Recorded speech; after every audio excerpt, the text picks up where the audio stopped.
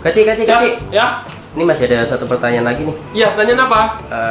Tadi saya udah kirim via WA, Pak. Oh, ini ya. Oke, pertanyaannya dari Jangga Wana.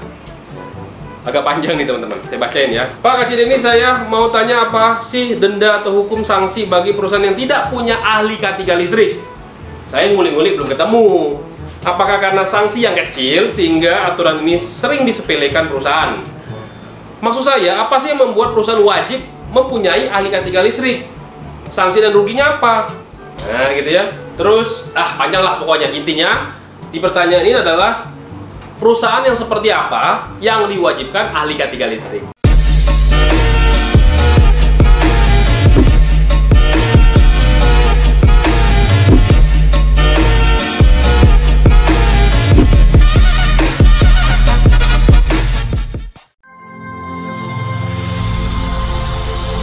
Video ini dipersembahkan oleh Mediatama Academy.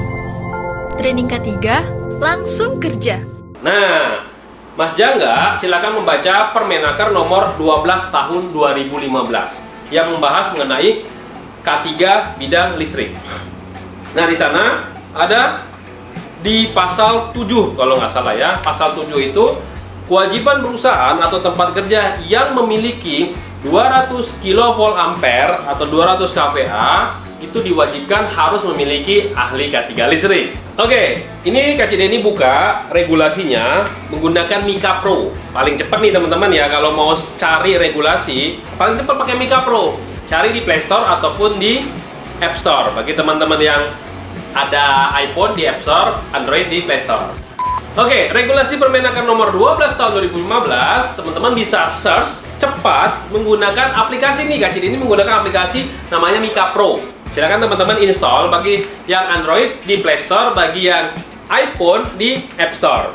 Nih, KCD ini cepet banget carinya. Langsung dapat Permenaker nomor 12 tahun 2015 di pasal 7. Nih, saya kasih bacain ya. Untuk perusahaan yang memiliki pembangkit listrik lebih dari 200 kV ampere wajib mempunyai ahli K3 bidang listrik. Nah, ini udah jelas banget ya. Ada 200 kV ampere. Oke, berikutnya ada lagi di pasal 4 ayat 2. Nah, persyaratan K3 untuk ahli K3 listrik tadi atau untuk pekerjaan-pekerjaan yang wajib ada ahli K3 listrik adalah nih. Seperti pekerjaan pembangkitan listrik, transmisi listrik, distribusi listrik, pemanfaatan listrik. Nah, bagi perusahaan teman-teman semua yang melakukan aktivitas ini nih, seperti ya, Kaci bacain ada di pasal 9-nya juga, melakukan proses perencanaan, pemasangan, penggunaan, perubahan, dan pemeliharaan untuk kegiatan pembangkitan, transmisi, distribusi, dan pemanfaatan listrik, wajib ada ahli K3 listrik. Jadi gini nih, kalau teman-teman nggak punya ahli K3 listrik, sanksinya memang tidak tertulis di sini, tapi akibatnya yang akan ditimbulkan adalah kalau teman-teman tender nih, contoh tendernya di PLN atau anak perusahaannya PLN seperti Kogindo Daya Bersama, Indonesia Power, ya kan, PGB dan lain-lain, dia mewajibkan harus ada ahli K3 listrik loh teman-teman, ya. Nah, termasuk juga kalau misalkan teman-teman mengerjakan yang namanya dokumen CSMS, Kontraktor Safety Management System, yang sering digunakan oleh perusahaan pertambangan minyak dan gas bumi. Contoh aja Pertamina.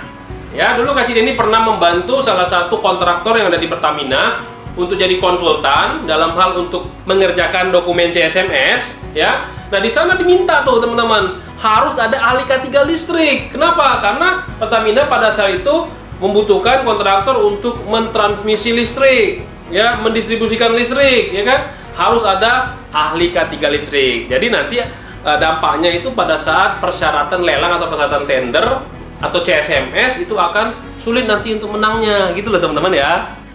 Oke, pertanyaan kedua masih di Jangga Wana nih, katanya nih, satu lagi Pak, kerja ahli K3 listrik di perusahaan ngapain aja sih? Nah, kalau ngomongin soal ahli K3 itu tertuang dalam Permenaker 02 tahun 1992 di sini nih, ya. Ahli K3 listrik tadi saya Kak Cideni sudah infokan ya, ada perencanaan, pemasangan, penggunaan, perubahan dan pemeliharaan. Itu tugas utamanya di bidang kelistrikannya. Tapi kalau kita buka lagi nih regulasi Permenaker 02 1992 mengenai penunjukan seorang ahli K3, nih Kak Cideni buka melalui Mika Pro. Ya, Mika Pro itu adalah Mediatama Customer Care Profesional, ada aplikasinya nih teman-teman untuk ngecek langsung regulasinya. Silahkan dicek di Play Store ataupun di App Store, install di sana.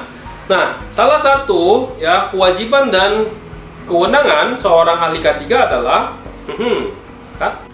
nah, di aplikasi Mika Pro ini cepet banget loh teman-teman. Kalau mau cari Permenaker 0292 langsung aja cari, ada regulasi K3, klik aja di sana. Nah, di sini ahli K3 memiliki kewajiban dan kewenangan, termasuk ahli K3 listrik. Satu regulasi nih, kenapa? Karena seorang ahli K3 pasti ada SKP dan lisensi. SKP-nya diatur di Permenaker 0292. Nah, nih saya kasih bacain ya di pasal 9.